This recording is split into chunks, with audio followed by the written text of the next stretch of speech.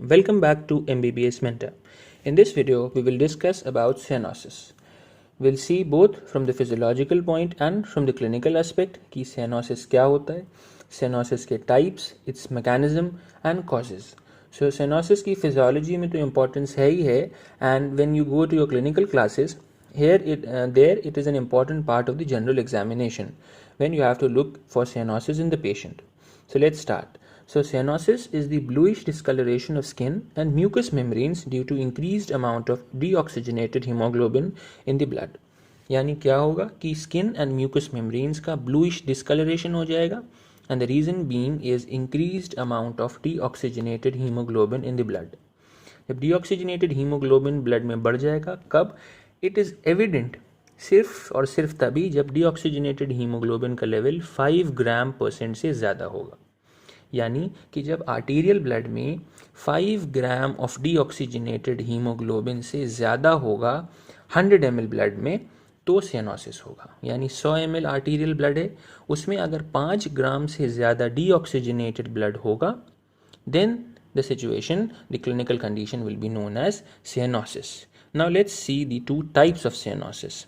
So there are basically two types of cyanosis, central and peripheral.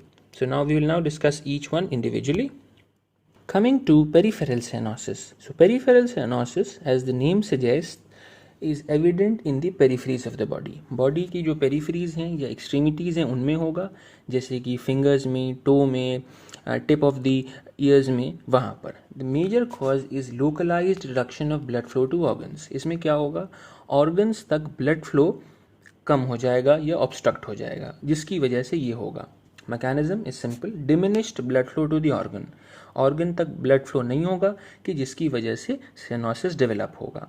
Site कहाँ कहाँ देखते हैं? We see it in the ear lobule, कान की tips में, नेल बेड्स में, नाखून में, tip of the nose and in the lips.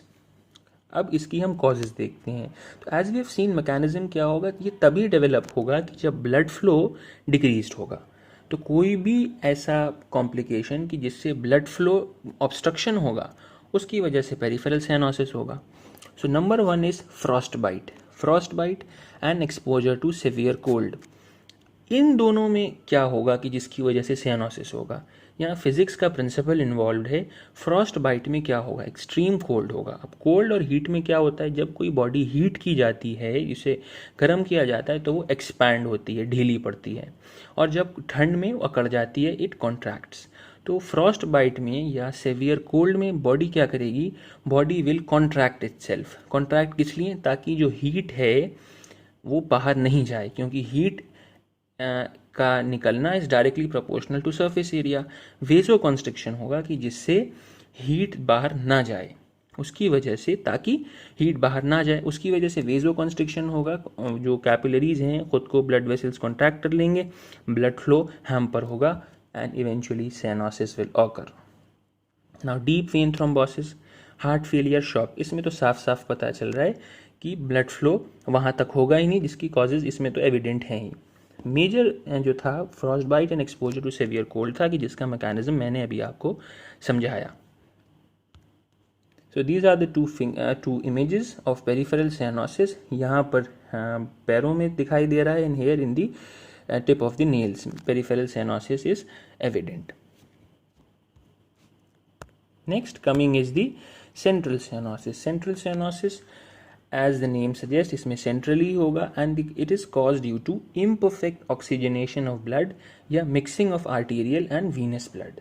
यहाँ पे क्या होगा, या तो ऑक्सीजनेशन नहीं होगा ब्लड का प्रॉपर, या आर्टीरियल एंड वीनस ब्लड का मिक्सिंग हो जाएगी. And it is evident when arterial saturation falls below 80%. जब 80% से कम हो जाएगा आर्टीरियल ऑक्सीजन सैचुरेशन, तब सेंट्रल सियानोसिस नज़र आएगा. Mechanism, as discussed earlier, is diminished arterial oxygen saturation. Arterial blood में जब ऑक्सीजन सैचुरेशन PO2 कम हो जाएगा 80% से, तब सेंट्रल सियानोसिस होगा. Site is tongue, lips and buccal mucosa, entire the mucosa of the inside of the mouth. यहाँ पर central cyanosis is observed. तो अब इसकी cause, so you can, since you know the mechanism, so you can deduce from the mechanism the cause. As I said the cause is imperfect oxygenation, यहाँ oxygenation में problem है, यानी blood पूरे तरीके से ऑक्सीजनेटेड नहीं हो रहा है। तो ब्लड का ऑक्सीजनेशन कहाँ होता है? It happens in the lungs. तो लंग्स के कोई भी कॉम्प्लिकेशंस होंगी जिसकी वजह से ऑक्सीजनेटेड अफेक्टेड होगा, उसकी वजह से सेंट्रल साइनोसिस होगा। तो लंग के कॉजेज आ जाएंगे, COPD, chronic obstructive pulmonary disease, pneumonia, acute chronic bronchial asthma. ये तो सिंपल है कि जिसमें लंग्स में exchange of gases is affected. Then is high altitude massive pulmonary embolism, high altitude और पॉलीसाइथीमिया में भी सेंट्रल साइनोसिस होता है। Now let's see the two images.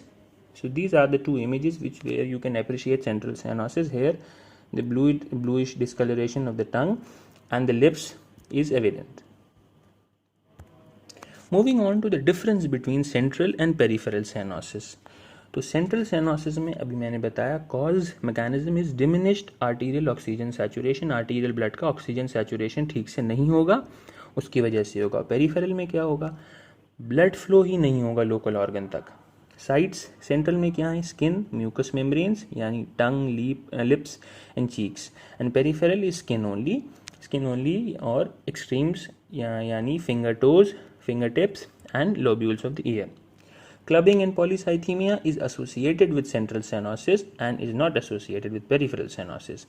Here temperature of the limb will be warm and temperature of the limb will be cold. यहाँ warm क्यों होगा? क्योंकि यहाँ blood flow तो normal है और जब blood flow होगा तो temperature is maintained. यहाँ blood flow ही नहीं होगा, तो जब blood flow नहीं होगा तो body will fall cold.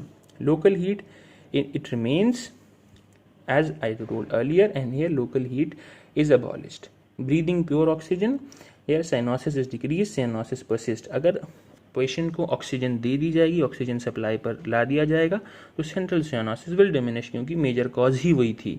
यहाँ ऐसा नहीं होगा क्योंकि ऑक्सीजनेशन में प्रॉब्लम नहीं है, प्रॉब्लम है ब्लड फ्लो में। तो अगर ऑक्सीजन थेरेपी भी दी जाती है तो पेशेंट ठीक नहीं होगा।